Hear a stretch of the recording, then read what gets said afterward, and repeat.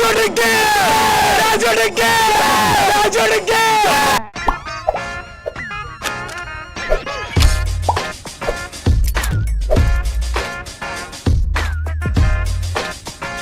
he is the hottest wave on social media right now.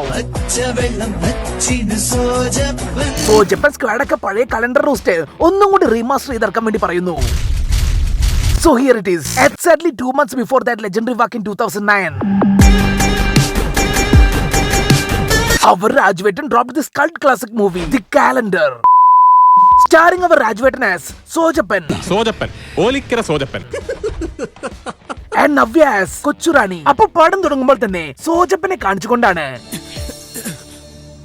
ഇതിൽ സോജപ്പൻ ഒരു വമ്പൻ ബിസിനസ്സുകാരനാണ്. Who have rubber കച്ചവടം, gold smuggling, മണി lending, bike showroom, പിന്നെ ആ കാലത്ത് യുവാക്കളുടെ സ്വപ്നമായ R15 ബൈക്കും. ഇതൊക്കെയല്ലേ ജീവിതം എന്ന് പറയുന്നത്. ജനിക്കണമെങ്കിൽ ആളെ പോലെയൊക്കെ ജനിക്കണം. Yes guys, he is rich. അതുകൊണ്ട് തന്നെ നമ്മുടെ കൊച്ചുറാണിക്ക് സോജപ്പനോട് ഭയങ്കര പ്രണയമാണ്. She is a gold digger. സോജപ്പ, നമുക്ക് ഗ്രാമങ്ങളിൽ പോയി രാപ്പാർക്കാം. അധികാലങ്ങളിൽ ഉണർന്ന് ഒട്ടുപാൽ പൂത്തു തളിർക്കുന്നതും പലിശക്കാശ് പൂവിടുന്നതും കാണാം. അവിടെ വെച്ച് ഞാൻ നിനക്ക് ഒരു റബ്ബർ ഷീറ്റ് ഉണക്കി തരാം. നിന്റെ ചാട്ടം എങ്ങോട്ടാണ് നീ മനസ്സിലാവുന്നുണ്ട് കേട്ടോ. Of course guys, she is a gold digger. അപ്പൊ ഇനി ഇതാണ് കൊച്ചുറാണിയുടെ മദർ തങ്കം, ആൾസോ നോൺ ആസ് ഗോൾഡ്. ഇവരെ പറ്റി പറയുകയാണെങ്കിൽ ഗോൾഡിനെ കുറിച്ച് ആകെ പറയാൻ പറ്റുന്നത് ഇറ്റ് ഈസ് ആൻ അൽഫോൺസ് പുത്രൻ ഫിലിം. ഇവർ ഒരു ഭയങ്കര പോസസീവ് ആയിട്ടുള്ള ഒരു സിംഗിൾ മദറാണ്. പോസസീവ്നെസ് എന്നൊക്കെ പറഞ്ഞാൽ കോളേജിൽ നിന്ന് ടൂർ പോയി നമ്മുടെ കൊച്ചുറാണിനെ മിസ് ചെയ്ത് നെഞ്ചുവേദനയാണെന്നും പറഞ്ഞ് തിരിച്ചു വരുത്തും. ഇപ്പുറത്ത് കൊച്ചുറാണിയാണെങ്കിലോ തങ്കത്തിനെ മിസ് ചെയ്ത് വയറുവേദന എന്നും പറഞ്ഞ് വീട്ടിലേക്ക് തിരിച്ചു വന്നിരിക്കുന്നത്. അത്രയും പോസസീവ് ആയ ഒരു മദറും ഡോക്ടറുമാണ് ഇവർ രണ്ടുപേരും. അമ്മയ്ക്ക് നെഞ്ചുവേദന, മോക്ക് വയറുവേദന, അമ്മയും മോളും കാരണം ഞങ്ങൾക്ക് തലവേദന.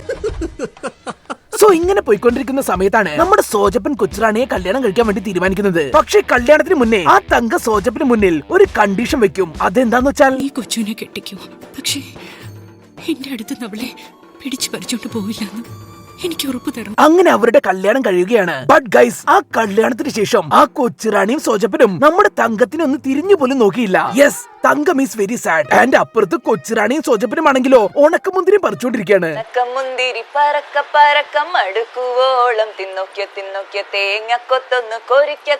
അങ്ങനെ ഇവരിങ്ങനെ കുറിച്ചോണ്ടിരിക്കുമ്പോഴാണ് അത് സംഭവിക്കുന്നത്.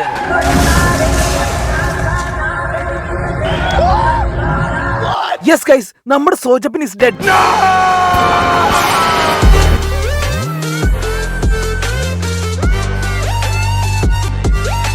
രണ്ട് മണിക്കൂർ സോജപ്പൻ ഷോ പ്രതീക്ഷിച്ച് നമുക്ക് വെറും ഒരു സോങ് മാത്രമേ കിട്ടിയിട്ടുള്ളൂ. ഈ ക്യാരക്ടറിന് മാത്രമായിട്ടൊരു സ്പിൻ ഓഫ് പടം പിടിക്കാൻ പറ്റുമോ? അങ്ങനെ സോജപ്പൻ പടമായ ദുഃഖത്തിൽ നമ്മൾ എല്ലാവരും ഇങ്ങനെ ഡിപ്രഷൻ അടിച്ചിരിക്കുമ്പോഴാണ് അങ്ങേര് വരുന്നത്. The Mukesh as Inkachan. മൂപ്പര് അമേരിക്കയിലൊക്കെ പണിയെടുക്കുന്ന ഒരു വൻ റിച്ച് ഡോക്ടറാണ്. മാത്രമല്ല ഒരു നല്ല പാട്ടുകാരനും.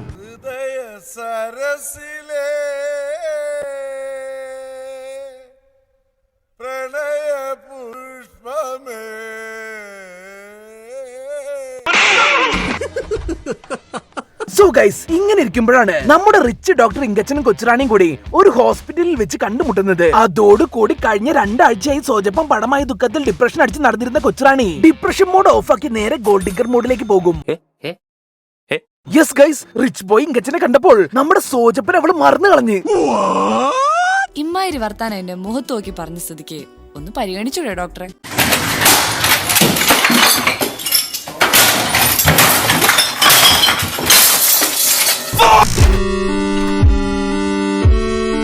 അങ്ങനെ 4ാമത്തെ ആഴ്ച കൊച്ചുറാണി ആ ഇങ്കച്ചനെയും കെട്ടി ഹാപ്പിയായി ജീവിക്കാൻ തുടങ്ങുകയാണ്. ഞങ്ങളൊരു 3 ദിവസം കൂടെ കഴിഞ്ഞിട്ടേ വരത്തുള്ളൂ.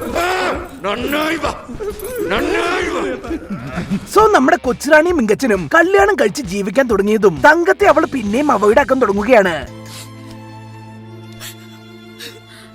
ഒരു ദിവസം തങ്കം കൊച്ചുറാണിയുടെ ഒപ്പം വന്ന് ഡിന്നർ കഴിക്കാൻ വേണ്ടി വെയിറ്റ് ചെയ്തിരിക്കും. പക്ഷേ ആ ഇങ്കച്ചനും കൊച്ചുറാണിയും ആണെങ്കിലോ പുറത്തുനിന്ന് ഡിന്നർ തട്ടി വന്ന് കിടന്നുറങ്ങി. അവര് കഴിച്ചിട്ടാ വന്നെന്നും പറഞ്ഞു കിടന്നു. ഇച്ചിരി കഞ്ഞിയുടെ വെള്ളം കുടിച്ച് കിടന്നേ. അത് കേട്ടതും കൊച്ചുറാണി ഇല്ലാതെ പുട്ടടിക്കല എന്ന് പറഞ്ഞ് വാശി പിടിച്ചിരിക്കുകയാവും തങ്കം. ആൻഡ് ഇതറിഞ്ഞ തങ്കത്തിന്റെ വേലക്കാരി നേരെ ഇങ്കച്ചന്റെ റൂമിലേക്ക് അവരെ വിളിക്കാൻ വേണ്ടി പോവുകയാണ്. അതും രാത്രി 11 മണിക്ക്.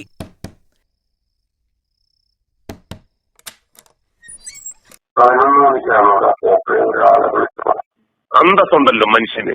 മേലാൽ വിളിക്കരുത്. അതോടുകൂടി ഇതൊന്നും സഹിക്കാൻ വയ്യാതെ തന്റെ മകളെ തിരിച്ചു കിട്ടാൻ വേണ്ടി ആ തങ്കം ഇങ്കച്ചൻ ഒരു കത്ത് എഴുതുകയാണ്. എടാ, നിന്റെ ഭാര്യ കൊച്ചുറാണി പണ്ടൊന്ന് കെട്ടിയതാണെന്നൊക്കെ. ഇതറിഞ്ഞതും ആകെ ദേഷ്യം വന്ന കൊച്ചുറാണി നേരെ ആ തങ്കത്തിന്റെ അടുത്ത് ചെന്ന് ചോദിക്കും, ഈ കത്തെഴുതിയത് മുമ്മയില്ലെന്ന് അമ്മേനോടൊന്ന് പറ. ആൻഡ് തങ്കവും കൊച്ചുറാണിയും അവിടെ വെച്ച് തെറ്റിപ്പിരിയുകയാണ്. അമ്മ ഒന്ന് ഓർത്തു, ഇനി എനിക്ക് ആരുമില്ല. ഒരു കുഴപ്പമില്ല, സന്തോഷമുള്ള മക്കളെ, സന്തോഷായി. അങ്ങനെ തന്റെ മോള് തന്നോട് തെറ്റിയ വിഷമം സഹിക്കാൻ വയ്യാതെ നമ്മുടെ തങ്കം നാട് വിടും. പിന്നാലെ തങ്കത്തിനെ അന്വേഷിച്ച് കൊച്ചുറാണിയും. അതിന്റെ ഇടയിൽ കൊച്ചുറാണിന്റെ അടുത്ത് കുറെ ആൾക്കാർ വന്ന് പറയും, തങ്കത്തിന്റെ മേത്ത് മാത്രമല്ല തെറ്റ്, നിന്റെ ഭാഗത്തുമുണ്ട് തെറ്റ്, നീ തങ്കത്തിന് തീരെ മൈൻഡ് ചെയ്തില്ല എന്നൊക്കെ. അങ്ങനെ അവസാനം എങ്ങനെയൊക്കെയോ നമ്മുടെ കൊച്ചുറാണി ആ തങ്കത്തിനെ കണ്ടുപിടിക്കുകയാണ്. പക്ഷേ ഗൈസ്, അപ്പോഴേക്കും തങ്കം അമ്മ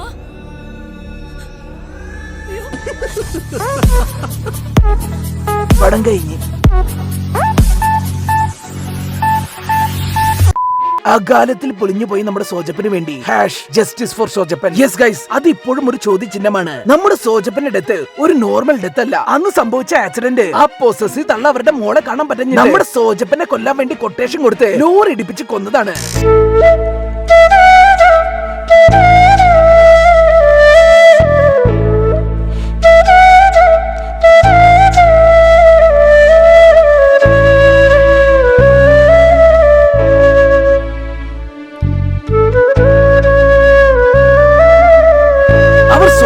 ജസ്റ്റിസ്.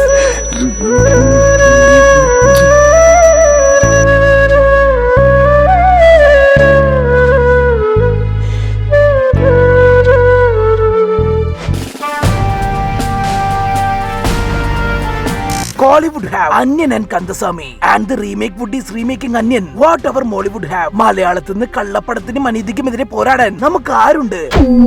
ഞാൻ ലോക്പാൽ. I am Lokpal. ഞാൻ ലോക്പാൽ.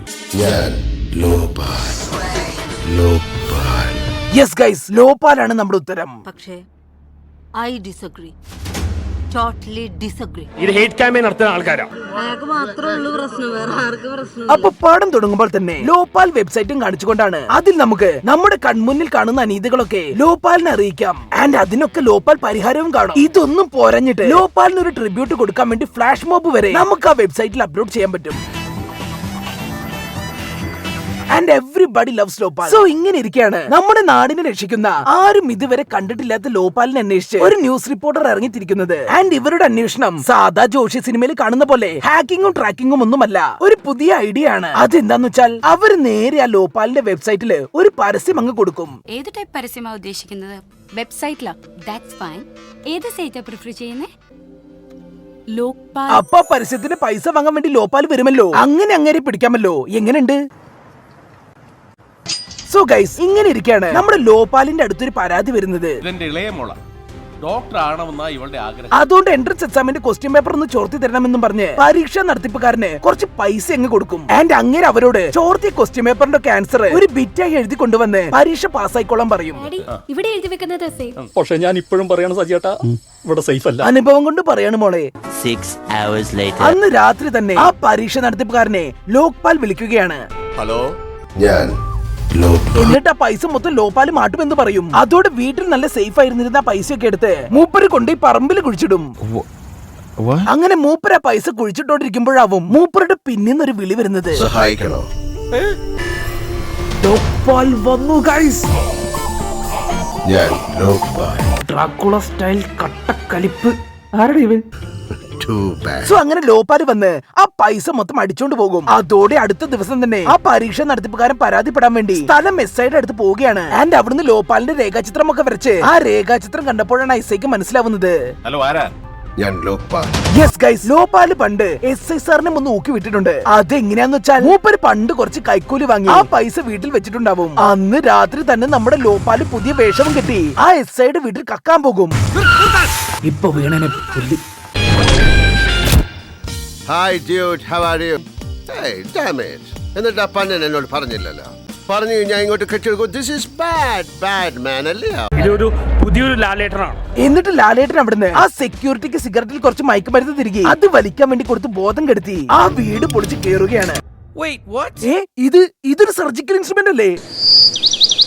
അങ്ങനെ ലോപാല എസ് ഐ സാറിന്റെ പൈസ മൊത്തം അവിടുന്ന് അടിച്ചു മാറ്റുകയാണ്. ഇനി ഇത് പോരഞ്ഞിട്ട് ആ പാവം പിടിച്ച എസ് ഐ സാറിന് ഒരു ഭാര്യയുണ്ട്, നമ്മുടെ കാവ്യാജി. അവര് പണ്ട് നമ്മുടെ ലോക്പാലിന്റെ കാമുകയായിരുന്നു അത്രേ. നോ. അല്ല. അങ്ങനെ എല്ലാം കൊണ്ടും മനംനിന്ന പാവം എസ് ഐ സാറ് മൂപ്പരുടെ കോൺസ്റ്റബിൾ ദാസേട്ടനെ വിളിച്ച് ആ രേഖാചിത്രവും കൊടുത്ത് ലോപാലിനെ പറ്റി അന്വേഷിക്കാൻ വേണ്ടി പറയുകയാണ്. അവനെ എങ്ങനെയെങ്കിലും കണ്ടുപിടിക്കണം. ഇത് കേട്ടതും ദാസേട്ടൻ മൂപ്പരുടെ മോളോട് പോയി പറയും. പിടിക്കണം, നീ ആ സൈറ്റ് മൊത്തം എന്നിട്ട് ആ സൈറ്റ് മൊത്തം മരിച്ചു പറക്കുകയാണ് അവര്. പക്ഷെ ഇതൊന്നുമല്ല ട്വിസ്റ്റ്. ഇയാള് രേഖാചിത്രം കൈപിടിച്ച് കണ്ട സൈറ്റിൽ മൊത്തം തപ്പി നടക്കുന്ന ലോപാലില്ലേ, ഇവരുടെ പോലീസ് സ്റ്റേഷന്റെ തൊട്ടടുത്ത് ചായക്കട നടത്തുകയാണ്. NFC Nandu's food court. Kumar വരട്ടെ, എന്റെ കാപ്പിയുടെ പൈസ കൊടുത്തോട്ടു. സോ അങ്ങനെ സൈറ്റിൽ അന്വേഷിച്ച് ആ ദാസപ്പ സാറിന് ലോപാലിനെ പറ്റി ഒരു വൻ ക്ലൂ കിട്ടുകയാണ്. അതെന്താന്ന് വെച്ചാൽ മൂപ്പര് ലോപാൽ സൈറ്റിൽ നിന്ന് ഒരു പാട്ട് കേൾക്കും.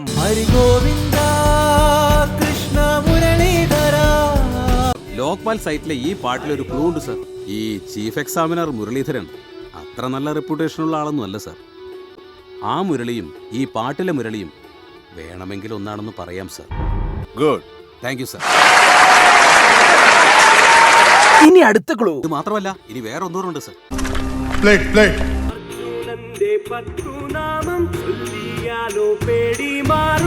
സർ, ഈ പാട്ടിലും ഒരു ക്ലൂ ഉണ്ട്. അർജുനനെ വിജയനെന്ന് വിളിക്കുമല്ലോ.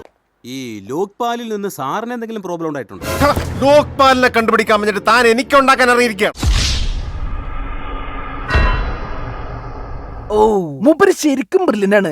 അപ്പൊ ഇങ്ങനെ പോയിക്കൊണ്ടിരിക്കുന്ന സമയത്താണ് ഒരു ദിവസം ലാലേട്ടൻ ഒരു സ്ഥലത്ത് പ്രസംഗിച്ചുകൊണ്ടിരിക്കുമ്പോൾ ഒരു സത്യാന്വേഷി അങ്ങോട്ട് വരുന്നത്. എന്നിട്ട് മൂപ്പര് ലാലേട്ടനെ വിളിച്ച് വീട്ടിൽ കൊണ്ടുപോയി ചോദിക്കും, ഞാൻ ലോക്പാലുമായിട്ടാണോ സംസാരിക്കുന്നത്? ഞാൻ തന്നെയാണ് ലോക്പാൽ. അതറിഞ്ഞതോടുകൂടി ആ സത്യാന്വേഷി ലോപാലിന് പുതിയൊരു മിഷൻ കൊടുക്കുകയാണ്. അതെന്താന്ന് വെച്ചാൽ സിറ്റിയിൽ ഇട്ടിയാര എന്ന് പറഞ്ഞിട്ടൊരു കള്ളപ്പണക്കാരനുണ്ട്. അയാൾ എന്റെ മോനെ കൊന്നു കളഞ്ഞതാണ്. സോ അയാൾക്കിട്ടൊരു പണി കൊടുക്കണം. ലോപാലാണെങ്കിൽ ഓക്കെ എന്നും. മിഷൻ ഇട്ടിയാര. അവൻ എന്റെ ഹെഡ് ഓഫീസിലെ ലോക്കർ ഇരിക്കുന്ന സ്ട്രോങ് റൂമിൽ കയറി. ഗൈസ്, ലോപാല് തന്റെ പുതിയ ഗെറ്റപ്പിൽ ഇട്ടിയാരയുടെ ലോക്കറിൽ കയറിയിട്ടുണ്ട്.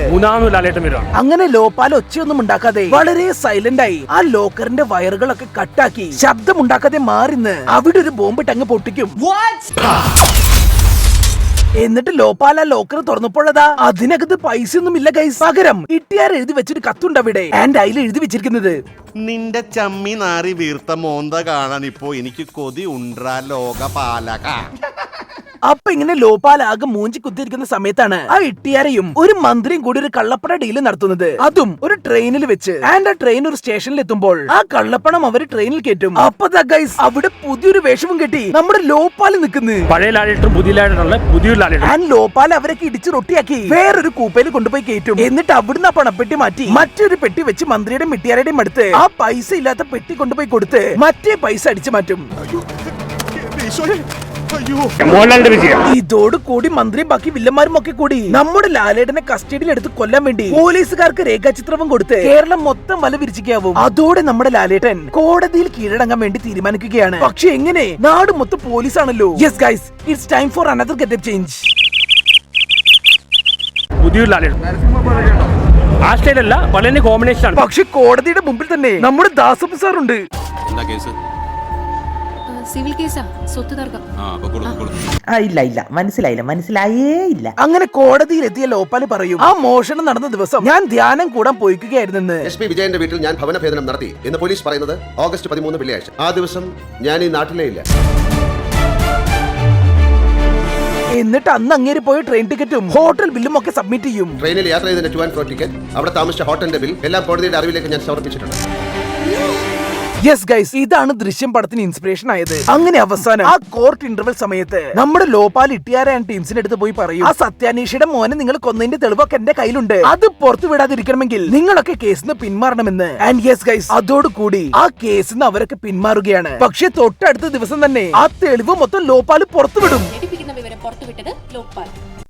പടം കഴിഞ്ഞ്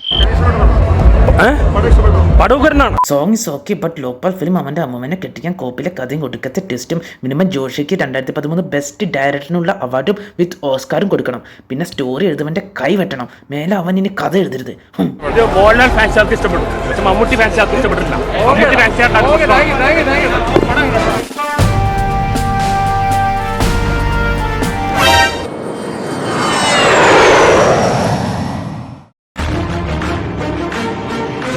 Siddhartha, a psycho entertainer starring the face of Indian cinema. അപ്പൊ ഇതിന്റെ കഥ എന്താന്ന് വെച്ചാൽ, നമ്മുടെ ഇക്ക കുഞ്ഞിക്കായിരിക്കുന്ന സമയത്ത് കുഞ്ഞിക്കയുടെ മമ്മി ഒരു വീടിന്റെ മേലിൽ നിന്ന് താഴെ വീണ് ഡെഡ് ആവുകയാണ്. ആൻഡ് അത് കണ്ട് കുഞ്ഞിക്ക മേലോട്ട് നോക്കിയപ്പോഴതാ മോളിൽ കുഞ്ഞിക്കയുടെ ഡാഡി നിൽക്കുന്നത്. അതോടുകൂടി കുഞ്ഞിക്കയ്ക്ക് ഡാഡിയോട് ഭയങ്കര ദേഷ്യമാവുകയാണ്. മാത്രമല്ല ആ സംഭവത്തോട് കൂടി നമ്മുടെ കുഞ്ഞിക്ക മെന്റലി ഔട്ട് ആവുകയാണ്. അങ്ങനെ ഈ സംഭവത്തിനൊക്കെ ശേഷം കുഞ്ഞിക്കയുടെ ഡാഡി അയാളുടെ മാനേജറിന്റെ സിസ്റ്ററിനെ കല്യാണം കഴിച്ച് ജീവിക്കും. ആൻഡ് നമ്മുടെ കുഞ്ഞിക്കാണെങ്കിലോ വലുതായി മമ്മൂക്കയുമാവും.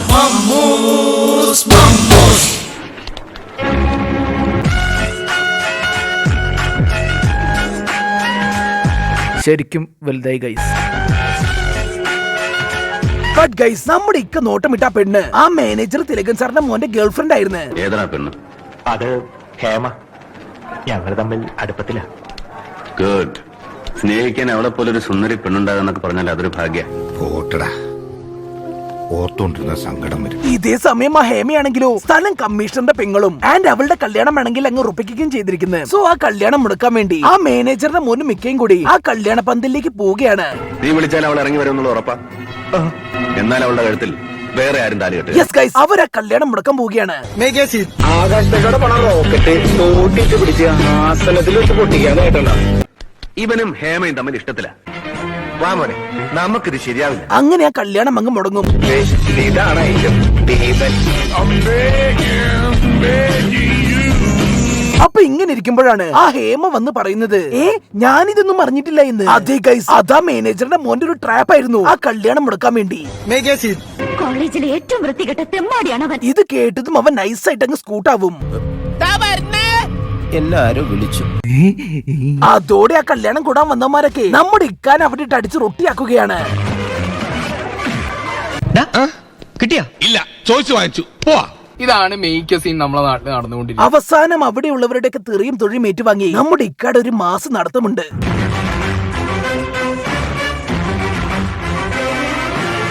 ഇത് ഞാൻ എവിടെയോ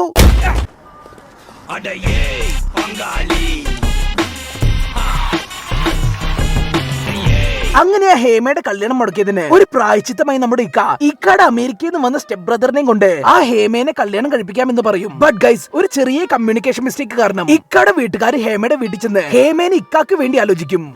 അപ്പോ ആർക്ക് പെണ്ണി ചോദിക്കാനാണ് നിങ്ങൾ ഇവിടെ വന്നിരിക്കുന്നത്? എന്റെ മോൻ സിദ്ധാർത്ഥന്. അങ്ങനെ ഇനി ഇതിന് പ്രായശ്ചിത്തമായി ഹേമേനെ കണ്ടൊരു സോറി പറയാൻ വേണ്ടി നമ്മുടെ ഇക്ക ഹേമയുടെ വീട്ടിലേക്ക് പോവുകയാണ്. അപ്പൊ അതാ ഹേമ നമ്മുടെ ഇക്കാനോട് പറയും, ഓടവരാന്താന്ന്.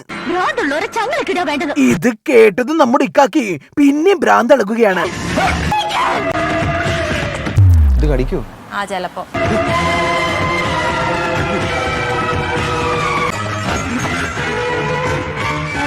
ഓവറായിട്ട് ചളവക്കല്ലേട്ടാ.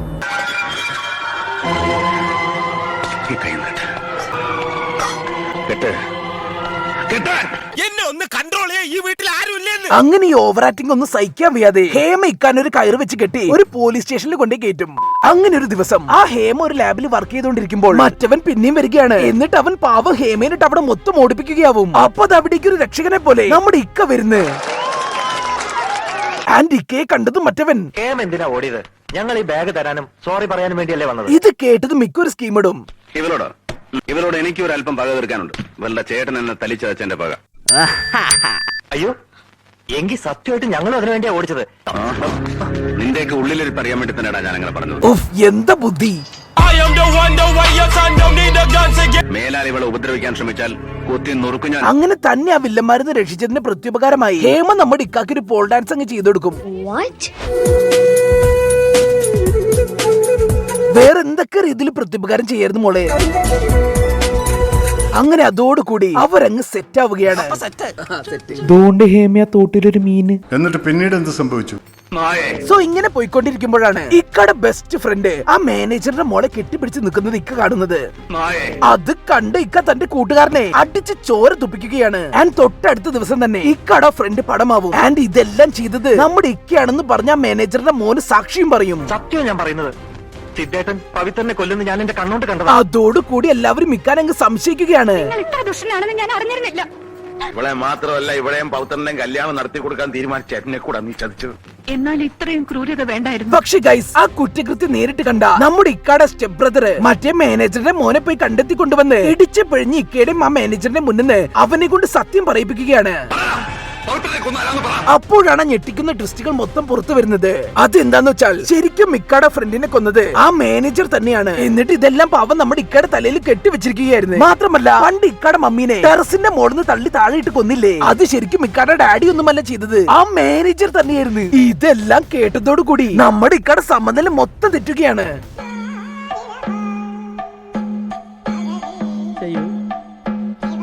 എന്നിട്ട് ഇക്ക എല്ലാത്തിനും അവിടെ ഓടിച്ചിട്ട് അടിക്കും.